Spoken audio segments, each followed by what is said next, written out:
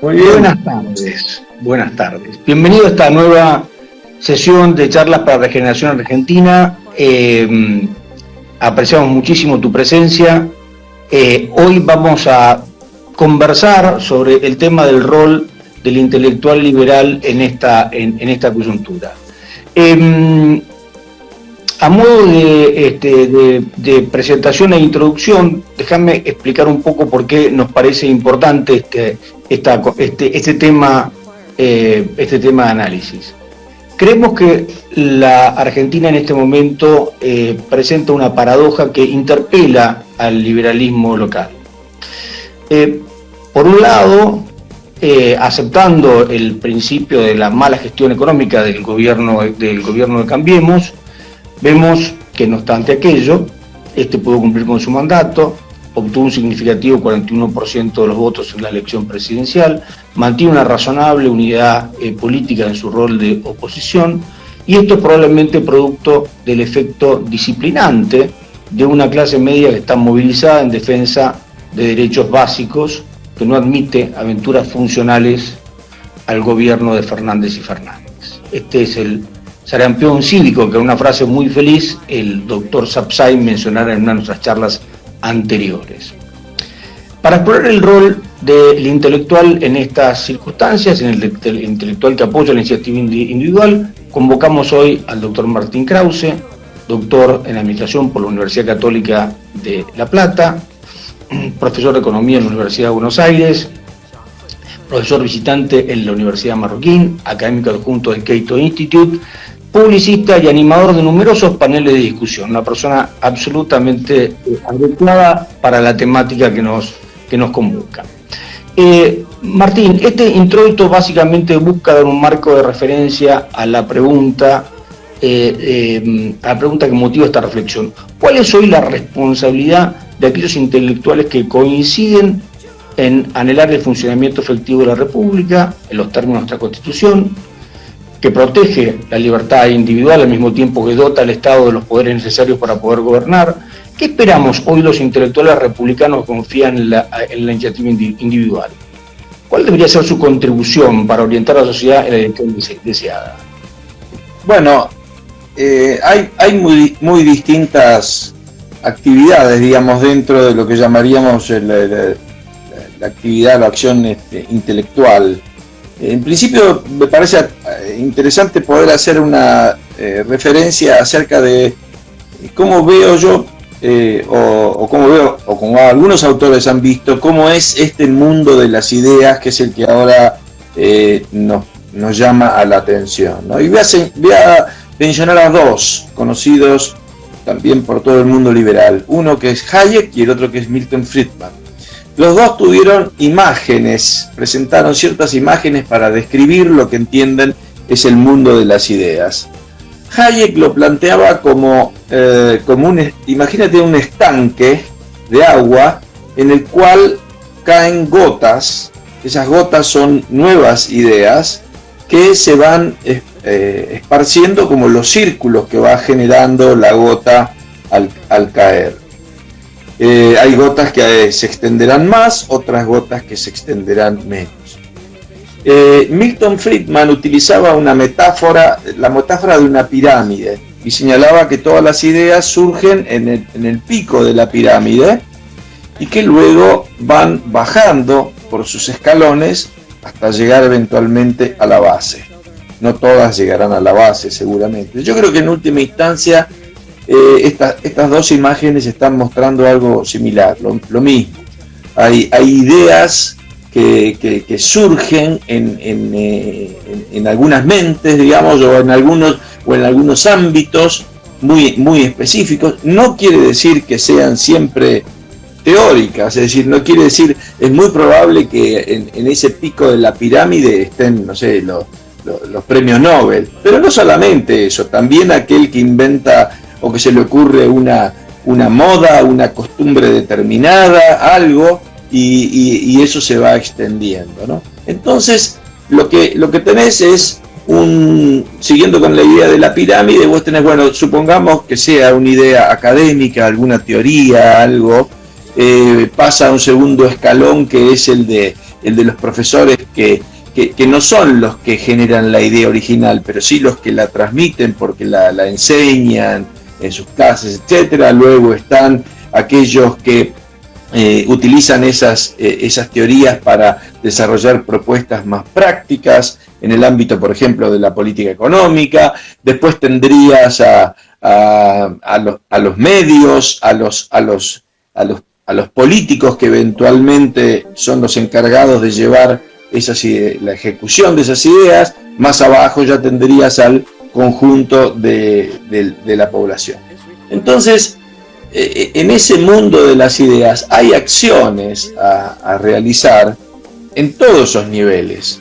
Es decir, hay gente que está desarrollando teorías y luego simplemente hay otros que las están divulgando, hay otros que están trabajando en desarrollar políticas públicas específicas, otros que se organizan o que quieren organizarse políticamente. Es decir, toda esa actividad ocurre al mismo tiempo y toda tiene un contenido intelectual en ese sentido, hasta la de más abajo, porque la gente de más abajo, digamos, también demanda ideas, no en forma permanente, pero sobre todo, por ejemplo, y acá otra cosita tal vez interesante para analizar sería el papel que cumplen las crisis en todo esto, porque normalmente ese mundo de las ideas que yo estoy describiendo acá es un mundo más bien acotado, pequeño, a la gente que va siguiendo estos temas o a los que se dedican activamente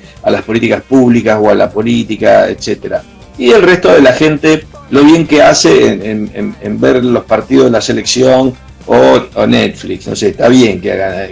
Pero cuando se presenta una crisis, todo el mundo quiere como tratar de comprender qué es lo que ha ocasionado eso. Entonces hay como un boom en el mundo de las ideas. Es como un mercado que de pronto explota porque hay una demanda muy alta para tratar de entender eso, ¿no? Y ahí se produce... Te interrumpo exactamente en ese punto, porque es a lo que yo me refería por la paradoja, digamos, que interpela hoy al liberalismo. Es absolutamente real. Hoy tenemos una situación de crisis. Esa situación de crisis ha provocado que se vean afectados derechos que uno de alguna manera da por entendidos. No hemos visto en tiempos recientes como ahora a la sociedad movilizada en defensa del derecho de propiedad, porque se ve la vinculación entre el derecho de propiedad y la libertad individual. La pregunta es, está la crisis, están estos principios liberales que están siendo reivindicados en la calle por una cantidad importante de gente. ¿Dónde están los intelectuales liberales haciéndose cargo de ese problema? Más allá de la cuestión técnica de las buenas prácticas económicas, que está muy bien que se presenten, pero que parecen ocupar un espacio absolutamente desproporcionado en lo que debería ser una oferta intelectual. Mi pregunta, termino con esto, es: ¿no estamos necesitando intelectuales que generen una narrativa de la libertad? O al menos, digamos, con un lenguaje y con temas que lleguen a una gran parte de la población a la cual ahora no se está llegando, obviamente, porque lo que vos mencionás de toda la gente que tiene esa preocupación por la propiedad y todo eso, no deja de ser todavía minoría en la Argentina. Entonces ese precisamente es uno de los problemas que tenemos, es que la gran mayoría de los argentinos y de los votantes argentinos, más bien sus preocupaciones son de tipo, a ver, no sé cómo llamarlo así, pero más bien de tipo material o coyuntural y no institucional, ¿cierto? Porque acá hemos tenido, tenemos a muchos gobernantes ahora que todo el mundo los ha visto llevarse bolsas de dinero, y a una gran porcentaje de la población eso no le importa cuando va a tomar una decisión política. Es muy cierto. Ahora, lo novedoso es que hay un 41% de la población, en principio, ya te digo, aceptando que desde el punto de vista de la gestión económica el gobierno de Cambiemos fue un fracaso. A pesar de ello, los votaron. a pesar de ello salen a la calle, a pesar de ellos son los que, como digo, disciplinan este mundo opositor, alrededor de principios que son centralmente liberales. Es extraordinario que esta gente, dispuesta a defender la validez de la Constitución, dispuesta a defender los principios republicanos, personas en definitiva que uno debería suponer que son accesibles al discurso liberal, no estén siendo interpretadas por el pensamiento liberal corriente argentino del día de hoy. Por eso me refería a la narrativa de la libertad, ¿no? Es como que nosotros hemos optado mucho más por orientarnos en las buenas prácticas económicas y tal vez menos en la integralidad del pensamiento liberal como una herramienta que permita la expresión de la iniciativa individual y la realización de la persona en un marco de libertad. Esa es un poco mi pregunta. Hoy no se ve, digamos, tenemos muchos macroeconomistas y pocos Lori Sanata, pocos Vargas Llosa, pocos filósofos, digamos, expresando este ideario de la libertad, al cual yo llamo narrativa de la libertad, a falta de un término más adecuado, digamos.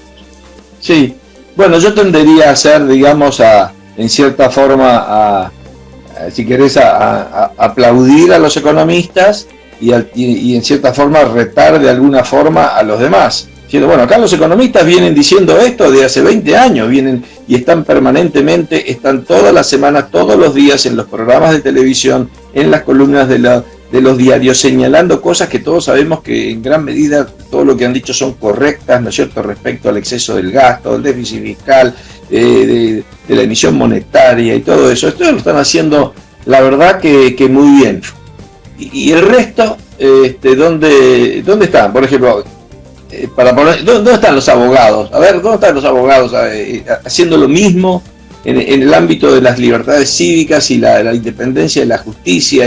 Bueno, cada tanto hay algo de eso, ¿no es cierto? Pero no veo yo una acción así contundente o tan activa y visible como la que se ve en el ámbito de los que están planteando esos temas económicos, ¿no? En fin, algunos hay, por supuesto, ¿no? Eso no hay que negarlo, pero es cierto, comparto lo que vos decís, que la mayor visibilidad es la de economistas hablando de la emisión monetaria, el gasto público, ese tema, ¿no es cierto?, viene permanentemente. Sí.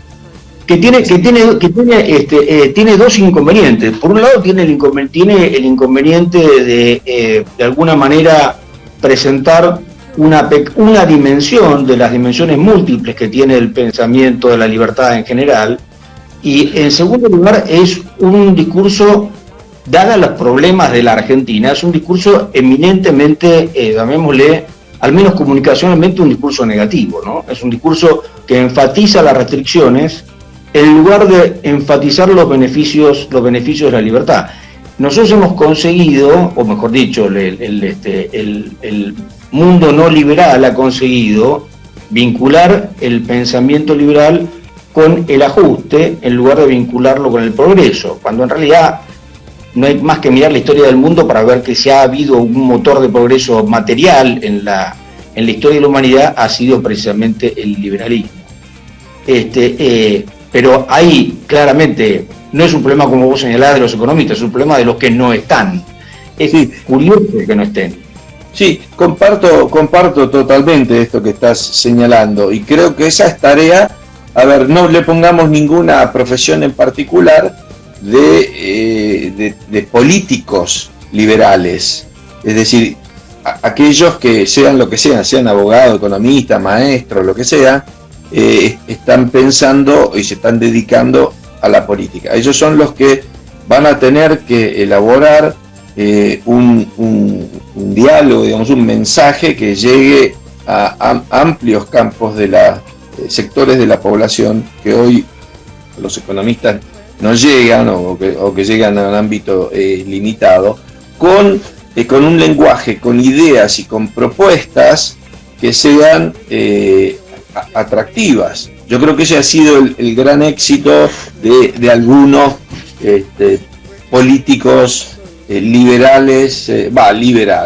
relativamente liberales o conservadores como un Ronald Reagan, y eso de poder haber llegado con un mensaje a cuestiones que la gente podía entender y que le preocupaban y que le interesaban, porque gran parte de la población, vos le hablas de la emisión monetaria y bueno, ¿y eso cómo se come eso?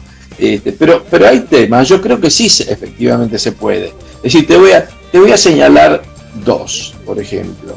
Uno de ellos, que me parece que es un temazo liberal, y que no parece como politizado, digamos, ¿sí?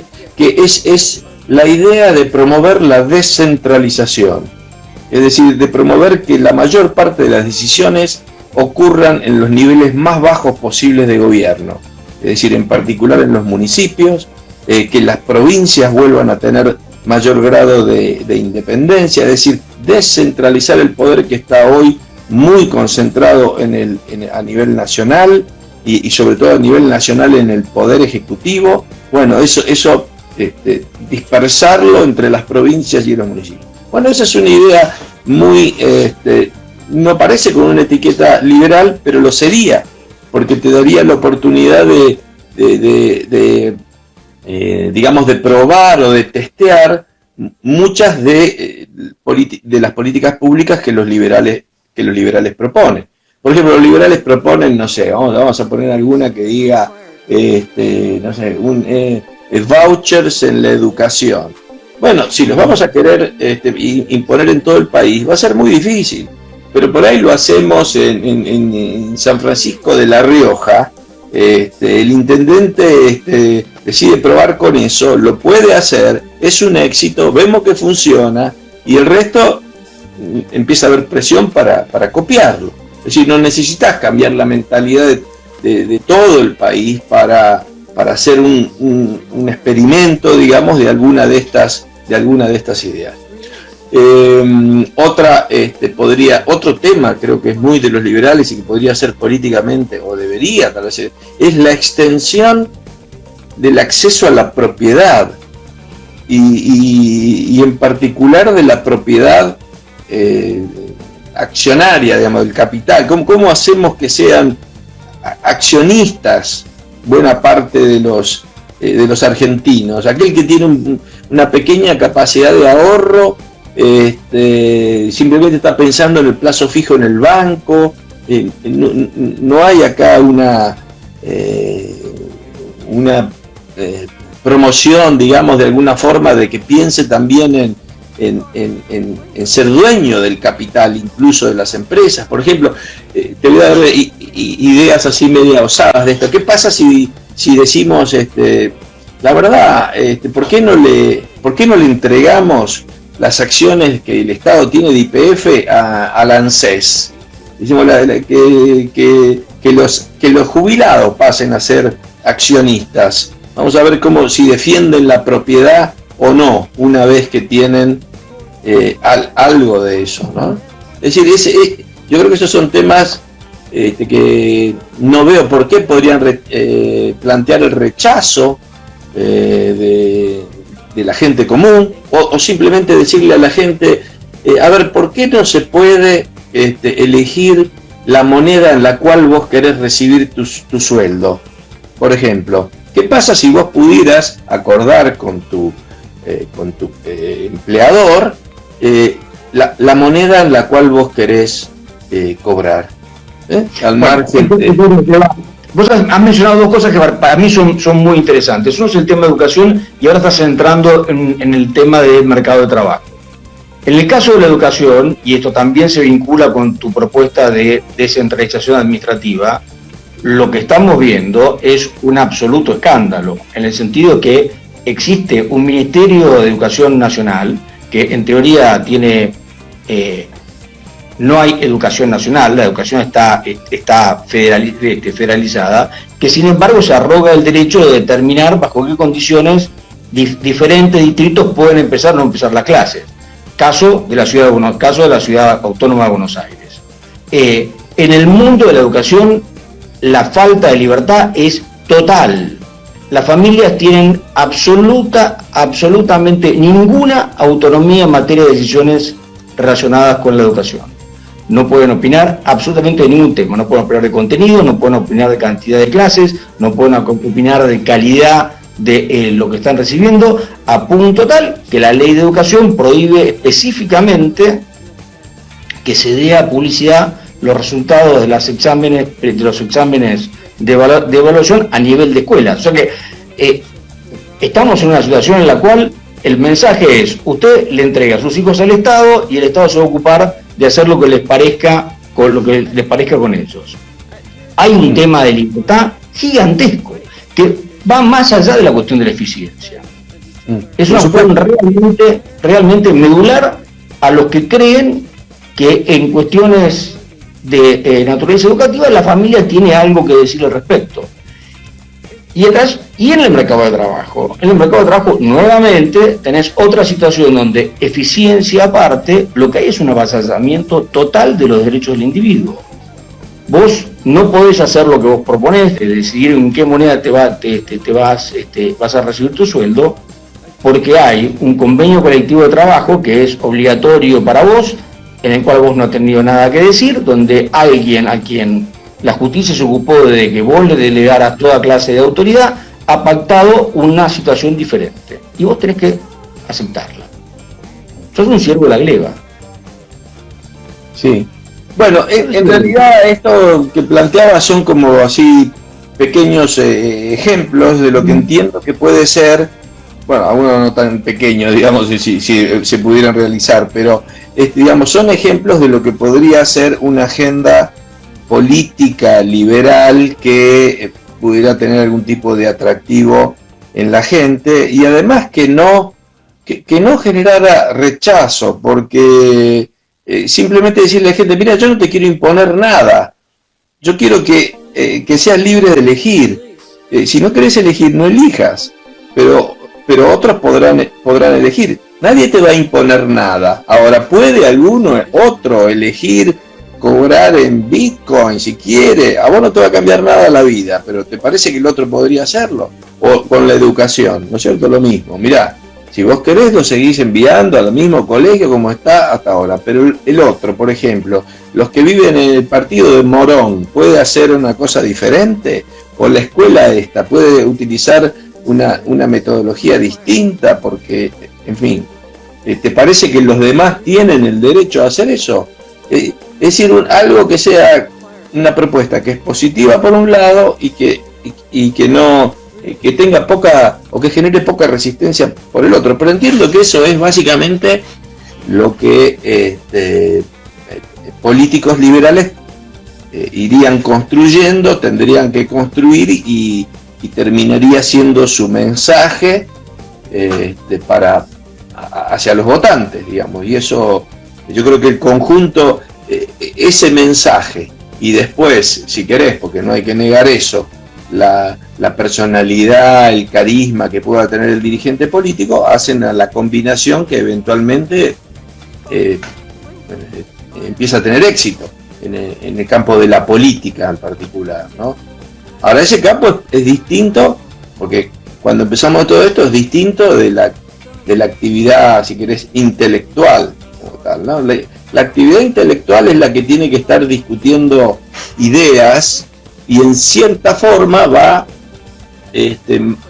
marcando los grandes límites dentro de los cuales la política va a ir realizando su actividad. Eso es lo que va moviendo la actividad intelectual. Por ejemplo, déjame ponerte un ejemplo ahora con el tema de ¿no? Con el tema de la pandemia. Bueno, a mí todo el mundo se pregunta cómo va a ser el mundo después de la pandemia, ¿no es cierto? Hay mucha intriga sobre esto. Bueno, yo creo que, por supuesto que el rumbo que el mundo vaya a tomar, digo, en términos de libertades individuales, de políticas económicas, sociales, etcétera, el rumbo de las sociedades va a estar determinado por las ideas que vayan predominando en la gente respecto a lo que se hizo en esta pandemia. Es más, yo creo que en el fondo, es decir, ahí, como te decía antes, hubo una crisis, en la crisis la gente se pregunta, esta no es una crisis generada por políticas económicas como normalmente lo son acá, es una, digamos que vino de afuera, vino por el virus, ¿no es cierto? Pero la gente va a estar, entiendo yo, va a estar mirando a ver cómo se desempeñaron los países y tratando de tener una idea de cuáles países hicieron las cosas mejor que otros, a lo mejor fijándose en algún dato muy fácil y simple, porque tampoco es para, no va a dar para sofisticar demasiado el análisis, algún dato simple, no sé, mirará muertos por millón o algo de eso, y yo creo que en esa discusión global respecto de eso, bueno, habrá que ver hacia dónde el mundo va, dependiendo de quién gane esa discusión de las ideas, ¿no? Digamos en términos generales, que se discuta el modelo sueco o el modelo, no sé, chino, ¿no es cierto? Si la gente llega a la conclusión, no, los que le hicieron bien fueron los suecos, bueno, y esa es la opinión que masivamente predomina en la población del mundo, el mundo irá para ese lado. Si lo es que lo que lo hicieron bien fueron los chinos o acá los argentinos, entonces iremos para otro lado. Pero ahí me parece que está en cierta forma una discusión en relación a esta crisis, y ahí es donde los intelectuales en esos debates que están generando respecto a las distintas políticas públicas que hay en los países, bueno, cuando se resuelva eso, porque no lo veo resuelto todavía, bueno, ahí veremos hacia qué rumbo va. Fíjate lo que pasó con las crisis, o entiendo yo que pasó con las crisis en el caso de la Argentina. Vamos a hacer las dos más grandes que tuvimos en las últimas décadas. La primera, la del 89, una crisis de hiperinflación. Lo que ocurrió antes de la crisis de la hiperinflación era un debate muy profundo, y muy intenso más que profundo, con muchos intelectuales participando, acerca de cuáles eran las consecuencias de la crisis. Y la gente, obviamente, cuando se vio enfrentada con la hiperinflación, quería saber, ¿y esto de dónde salió? ¿De dónde vino esta tormenta que nos arrasó a todos, que era la hiperinflación? Bueno, ahí se presentaron básicamente dos visiones. Una, que la hiperinflación era el resultado del gasto público, las empresas del Estado, la emisión monetaria. Y otra que era, no sé, los términos de intercambio, cualquier otra cosa. La verdad es que en ese momento lo que triunfó es esa visión de que la crisis era originada por las empresas del Estado, la emisión de dinero, etcétera, etcétera. Y después, ¿qué tuviste? En los 90 tuviste a un Menem que venía del más típico populismo peronista, y ahora hablaba como Ronald Reagan. ¿Por qué? Porque en el ámbito de las ideas había ganado esa interpretación. Entonces tuviste la convertibilidad, las privatizaciones, etc.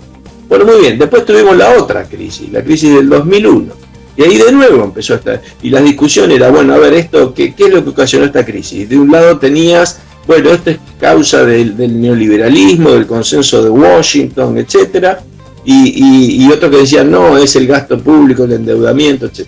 La verdad es que en ese momento lo que ganó es la visión de que la crisis fue ocasionada por el neoliberalismo, el Fondo Monetario, el consenso de Washington y todo eso, y como la batalla intelectual, digamos, en ese momento la ganó esa visión, después tuvimos a Kirchner, Cristina, etcétera, a Cámpora y todo lo demás.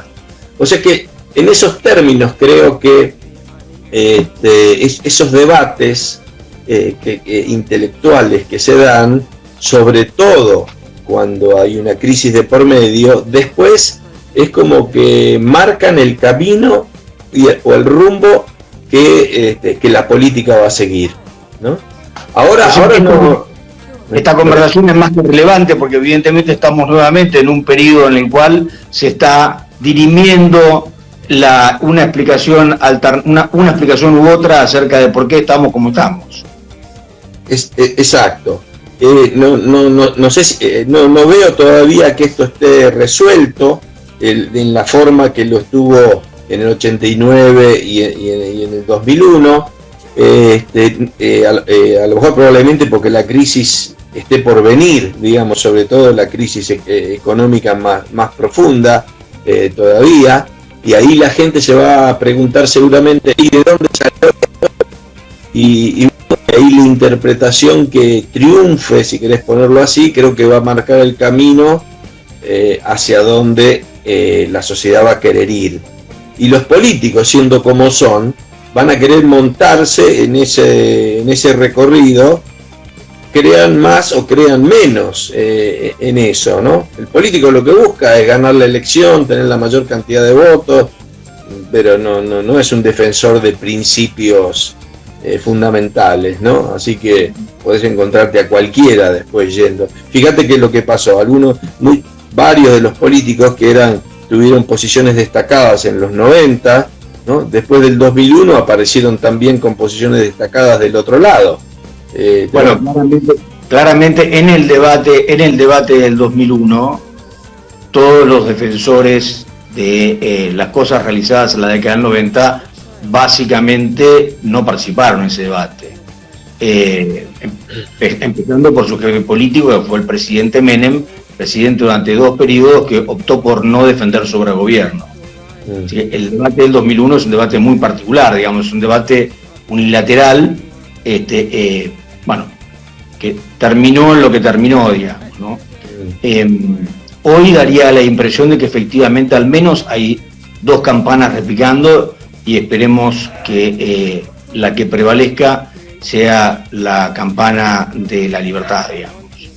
Sí, fíjate incluso cómo cambia esto, porque en los primeros meses del año, digamos, todos sabemos que hubo una alta aprobación por la cuarentena, la gente estuvo dispuesta, se encerró, etcétera, etcétera. Ahora ves cualquier encuesta y ya sabes que a la gente le preocupan mucho más las cuestiones económicas que las relacionadas con la pandemia. Es decir, está evolucionando, digamos, la aceptación del gobierno también ha caído de niveles muy altos al comienzo de la cuarentena a lo que son ahora. O sea, ha habido claramente un cambio en el consenso de la población entre lo que era a principio de año y lo que es ahora, ¿no? Y bueno, y ahora está por verse cómo sigue de acá en adelante.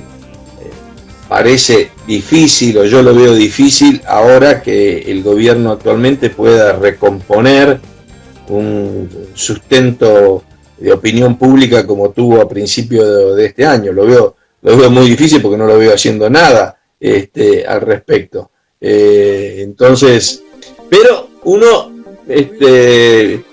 podrían hacerlo si quisieran, ¿no? Porque otros lo han hecho, ¿verdad? Menem intentó una vez, le fue mal, le intentó 2 veces, le fue mal, contra la hiper, ¿no? Una vez le fue mal, 2 veces le fue mal, la tercera dijo, bueno, la tercera le vamos a tirar a esta mosca con un cañón y finalmente pudieron frenar la hiper, ¿no? En fin, oportunidades tienen. Ahora, si la van a... por ahora no veo que la opinión pública esté fuertemente, como te dijera, impulsando alguna solución u otra. No veo eso como... Pero a lo mejor es falta de mí de verlo, porque no tengo la capacidad de verlo, pero no veo claramente que la opinión pública esté pidiendo algo, algún rumbo en particular, ¿no? Bueno, Martín, te agradezco muchísimo, ha sido muy instructivo, seguramente vamos a volver a conversar de este tema porque como has señalado, este es un momento en el cual las fuerzas en pugna, digamos, están precisamente tratando de dirimir cuál es el futuro inmediato que nos espera. Los resultados serían bastante distintos si prevalece una u otra, de modo tal de que es muy importante que nuestra voz sea escuchar y nuestros pensadores piensen y lo hagan conocer a todos los demás. Así que te agradecemos muchísimo por tu aporte a esta charla para Regeneración Argentina de la Fundación Atlas, que va a estar en YouTube como siempre, y te damos un abrazo, esperamos verte pronto. Bueno, muchísimas gracias. Y te digo algo, mirá, no me preguntaste lo más importante, y eso es sobre la camiseta que tengo ahí atrás, que es la camiseta de los Pumas, Sí. que además te voy a decir, está firmada por Nico Sánchez, por eso está ahí en el cuadro. Así Es que muy valiosa. Yo que vos la pondría en la caja fuerte en lugar de en la pared. ahora va a aparecer en Mercado Libre en cualquier momento. Bueno, ok. Un abrazo. Un placer. Chao, chao.